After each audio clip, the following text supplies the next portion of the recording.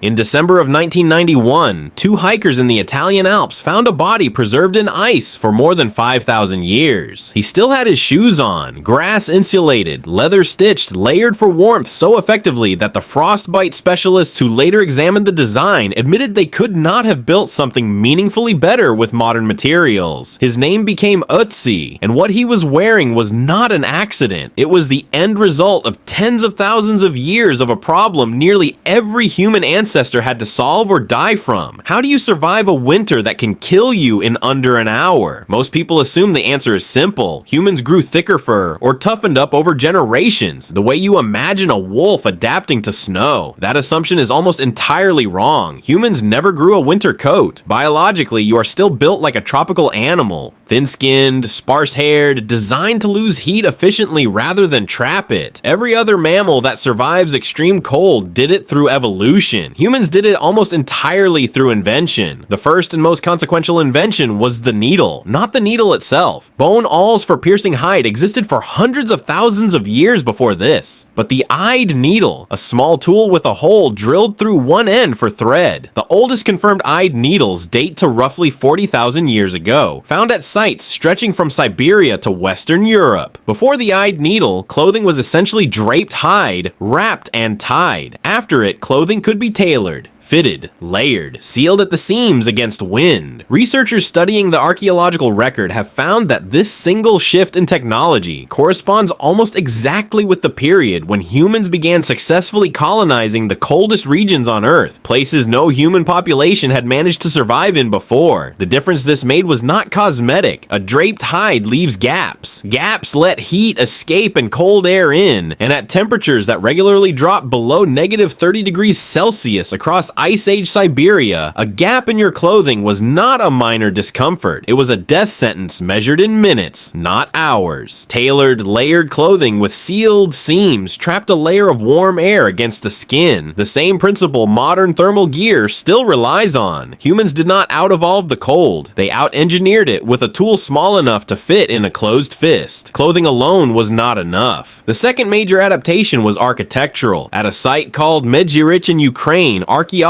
uncovered the remains of a structure built almost entirely from mammoth bones. Skulls used as foundation blocks, tusks curved to form a domed frame, the whole structure likely covered in hide for insulation. This was not a temporary shelter. Building it required dozens of mammoth bones, meaning either the deliberate collection of remains over time or coordinated group effort to process a kill of enormous scale. Either way, it represents something significant. Humans were not simply finding shelter from winter.